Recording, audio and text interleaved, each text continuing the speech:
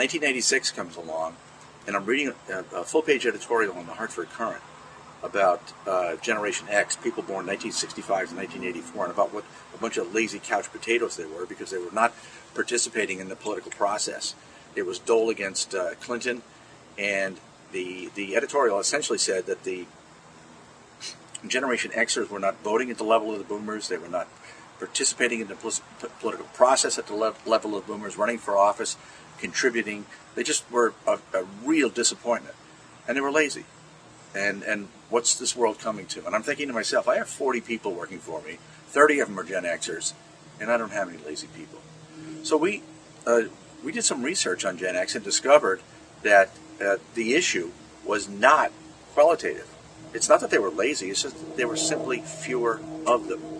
When we compared the baby boomers born 1945 to 1964 to the critical mass of Generation X, it was an 11% free fall. There were 9 million fewer Xers. They closed maternity wards, they closed public schools. They didn't close colleges because they went to college at a higher rate than the boomers. They didn't buy motorcycles to the level of the boomers, so they closed motorcycle dealerships. They didn't buy domestic cars at the level of the boomers, so they closed. They shut down Detroit. They didn't buy homes at the level of the boomers, which created a housing crisis in 2008, which created a worldwide financial crisis. So if you see where I'm going with this, we made a discovery.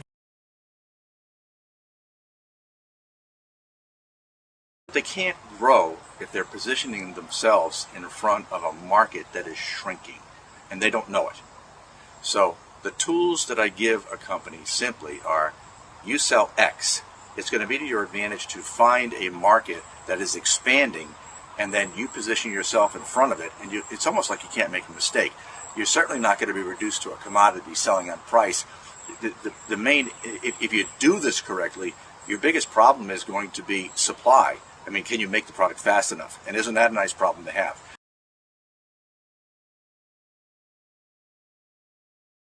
I'm driving in my car. My daughter and her girlfriend are behind me. My daughter's friend says to her, "What does your dad do?" I mean, I could hear her. I don't know why she didn't ask me.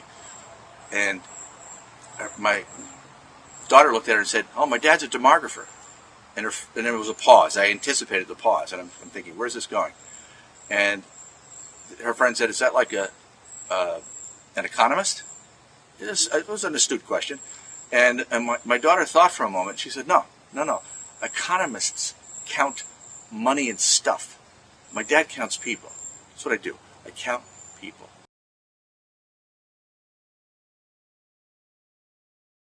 Well, you can't be a visionary thinking 3 months out. My information is 3, 5, 7, 10 years out. It's very big picture. It's very 30,000 feet. And when you know the big picture, you realize that the big picture is the picture. And if you're making decisions based on short-term intervals of time, you're not dealing with accuracy.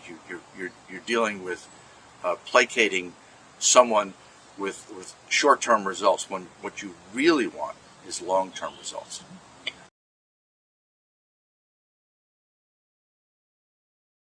I quite often speak to municipalities who need to understand what kind of a tax structure they're going to have going forward. Because in any culture, there is a short period of heavy lifting that is done that carries the entire culture, and the culture can be a state, a country, or it could be a continent. The people that are roughly 45 to 55 in the United States do the heavy lifting tax-wise.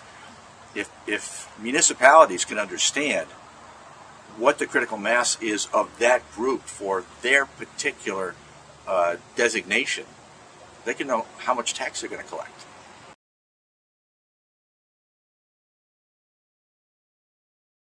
I was hired by the Department of Labor to speak one time, and the speaker that went on before me was a PhD from the Bureau of Labor Statistics, and and I got there early, and I noticed that his subject matter and my subject matter were identical, and I'm looking at this guy. He's a PhD.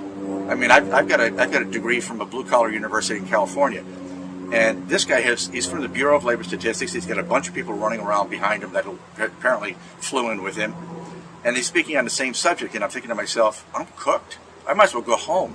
These people are going to laugh at me. Well, he went on and he spoke for an hour, and he showed 100 statistical slides. And at the end of his presentation, he asked for questions, and no one was awake. And I said, if I have to deliver messages like his, I'd rather drive a truck. I said, I'm going to make my presentations so interesting and funny that people will learn from them and come away with something special. So what do I get? People come up after my presentations, and the one word that they use consistently is, this is fascinating. This is fascinating. And you know what? All it is facts presented in a unique way.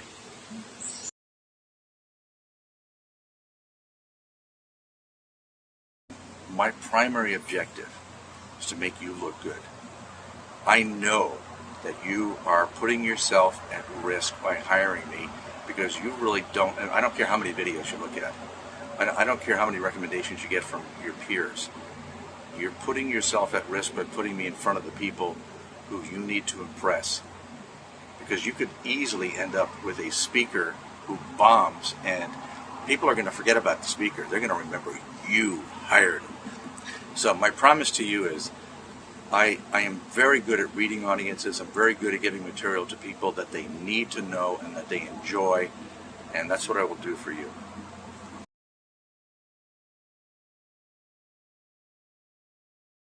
The best days for the United States are ahead of us. We had Generation X, and I'm sorry to blame this all on Generation X, but they're a unique generation, and the fact that they were small and the fact that they were essentially an intentional adjustment of our population that we did because someone thought perhaps that zero population growth was a good idea when it was actually a devastating idea. Generation X is now aging through the system. Right on the heels of Generation X is a generation called Generation Y, born 1985 to 2004. It's bigger than the baby boomers. We started having kids, and we never looked back. We're going to have the best labor force that we've ever had. We're going to have the best and the brightest people in key positions that we've ever had. And we're the only industrialized nation, the only Western culture that has a Generation Y. And by that I mean a Generation Y whereby the level of fertility that precipitated Generation Y was above replacement level. What that means is Italy's fertility right now is about 1.2, which means that every couple is having one child. Mm-hmm. What does that mean going forward? Well, it means in 50 years they don't have a country. That's what that means. In the United States, because of what we've done with Generation Y, this huge crop of kids that are coming along, the future for the United States is incredible. And not only that, immigration has worked our way. Our immigrants are Latinos. Latinos are the most promising immigrants this nation probably has ever seen. I don't think we could have designed a better immigrant than the Latinos. The Latinos assimilate in 20 years. The Latinos filled in the gap of Generation X perfectly. And as they assimilate, they're becoming taxpayers, they become contributors, they're entrepreneurs. Another major factor that's very promising for the United States is the fact that China has a one-child-only policy, and China will run out of labor by 2016.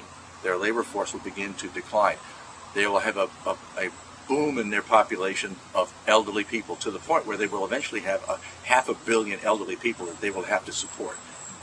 China as a world power, as a world economic power, is going to slowly erode, and manufacturing is going to come back to the States, and the best and the brightest people and intellectual capital and real capital will pour into this continent. Canada, United States, Mexico, Central and South America are going to, you're going to see such a boom in the economy of this continent that I don't even think we can speculate how big it's going to be.